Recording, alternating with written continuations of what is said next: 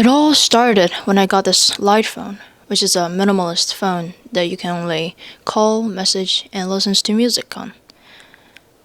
But really, it all started when I got this green notebook that I use every day to write down everything and anything I do throughout the day. It has my schedule and to-do list. That helped me a lot.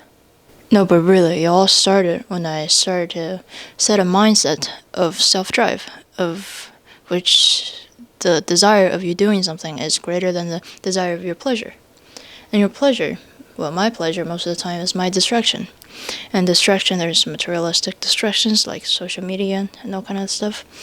And also emotional distractions, which means like toxic relationships or simply meeting someone that has to stay in your life that is not really fitting with you.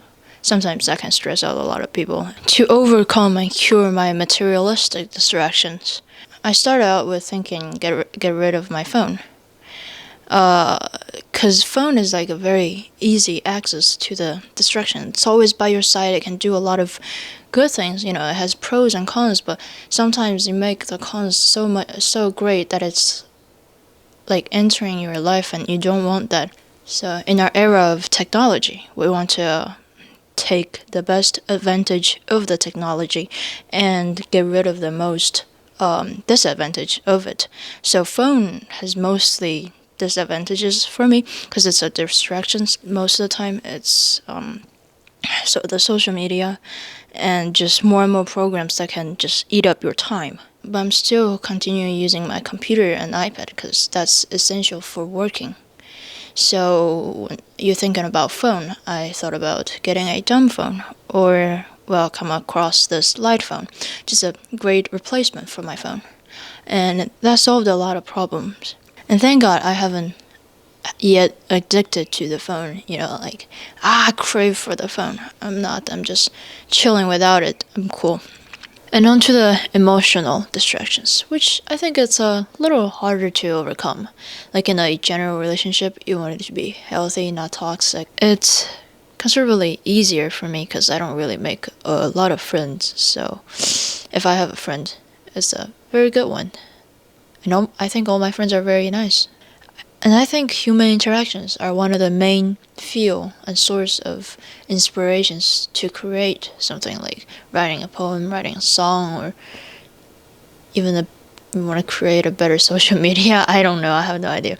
But creativity in general. But if you're in a relationship, you do want to keep the relationship as part of your work. Like, you want to give time to it. You want to be a part of it. Because, it's two people working together toward usually the same goal. And if you don't care about the other person, and you just have your own dream and your own desire and to do something without cooperation, that's very selfish actually. Like, you're in a position where you need to cooperate. So yeah, don't ask me how I learned that. That was a hard lesson. And it's embarrassing for me to just know it until recently. And also another part of emotional distraction is to care too much. You don't want to care too much about everything, but you don't want to be unemotional. So you just care less, but still have the human character.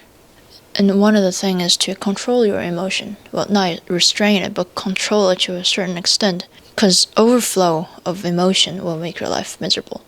Like, especially if it's like anger, jealousy, that kind of emotion, if it's like all over your life is going to be miserable. So you want to keep your constant joy in your life and care less, be calm. I know so many people that are still struggling with that without realizing they are. And just enough of emotion and sympathy to people is a very good state that I wish I am in and working on to be in. And talking about focus, the opposite of distraction, I think it comes mainly in practicing stoicism, which is to care less about the negative things happens outside of your control. And I think care less is a good state to be in, but only if you know what you're doing. But if you're lost in your life and you don't know what to do, you just care less, don't care what people say, that's not a good place to be in. And another thing about focus is to try to practice minimalism, which is not to like just throw away your stuff and become and wear the same shirt every day. No, I don't think that's minimalism. That's just less product use, good for the earth, recycle, I guess. But you're throwing more stuff away and you're getting more stuff. I don't know about that. What I think of minimalism is when you don't have too much emotion attached to your materials and you're able to focus. So you can have a ton of clothes, like different instruments and all that kind of stuff when you are a minimalism. And that's what I think a minimalism is. But it's hard in a capitalism city or country, where there's always company outside of you trying to get your attention, trying to get you to buy their stuff, and trying to get your focus on them, you know. So I think gratification is a good thing, that you stay satisfied and less desire to consume. And that can lead to minimalism and focus and get things done. Focus is like the gateway to everything if you want to master it. Einstein, he sleeps 10 hours a day and napping and all that. He sleeps a lot, which means the time that he's conscious is very short. But in that short amount of time, he gets to focus like so much more than normal people. And I think that's part of the reason that he's so genius and successful. And in the example of Mozart, there's not a lot of information on him, but because he's like 400 years ago. But I think in general, creativity thrives when you lost the sense of time, but while you know the sense of time. I don't know how that makes sense, but like have my watch off of me so that I don't know the time, so I can focus on practicing the piano. So you don't get distracted by time. Say, hey, how much time I have left? I need to practice or something like that. But Einstein sleeps 10 hours a day, and he naps and he rests a lot and he walks.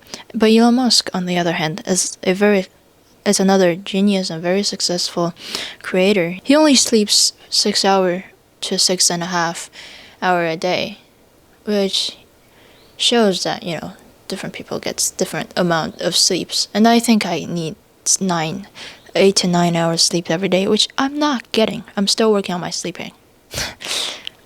So ultimately, I think the productivity and getting work done is based on like less distractions, more focus, and also you have to have the right technique to study or do anything you are doing. Like if you're reviewing for a test, AP test, you use revision timetable, which is what I'm trying to use for my AP chemistry. And when you're reading through a book, you don't just highlight stuff because you're not going to remember it that way. Well, at least I'm not going to. So you take notes and do all that good things.